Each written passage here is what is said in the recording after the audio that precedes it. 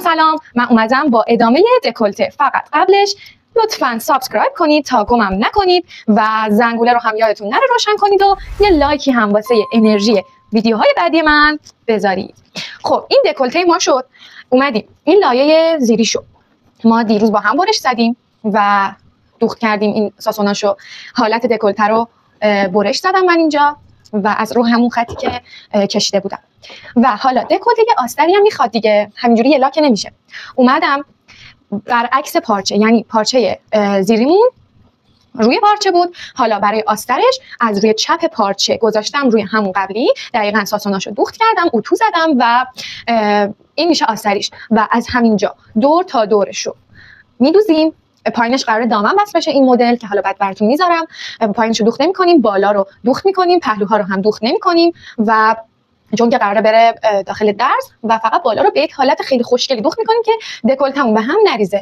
یه خورده من اینجا همینجوری که مشاهده می‌کنید روی مانکن اتو کنید ترجیحاً، چون فرم بدن مانکن رو بگیره. حالا من دوخت میکنم. این مدل رو قراره بدوزیم، باید از این قسمت برش بخوره بیاد اینجا. این قسمتی رو هم که برش میدیم دوخت میکنیم.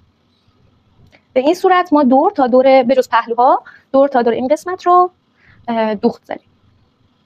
خب یه نکته که اینجا هست، ما اینو که دوختیم و برگردوندیم به رو، میایم برای نکته تمیزکاری توی دوخت، مخصوصا دوخت لباس مجلسی، میایم این درزهایی که باید اتو بشه رو اینجوری صافشون میکنیم و بعد با هر رنگی که دم دستتون بود، من با این زدم که دیده بشه، اینطوری کوک میزنیم.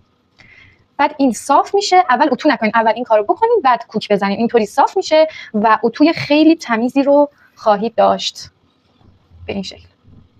خب دوستان، ما دور تا دور اینو کوک زدیم و حالا میخوایم اتو کنیم به این شکل. دکولته ما آماده است. الان فیکس بدن مانکنمون هست. فقط یه نکته دوستان عزیزم، حواستون باشه که این کوک ها و شلال ها تا آخر پروسه دوخت باشه، چون هر دفعه که اتو میکنین شما باید این کوک ها باشه و قشنگ فیکس بشه اتوتون.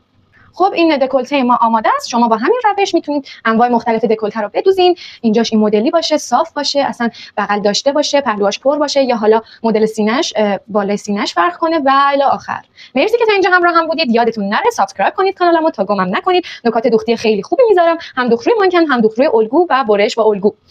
زنگوله رو هم یادتون نره روشن کنید و یه لایکی هم بکنید که برای ویدیو بعدی انرژی داشته باشم.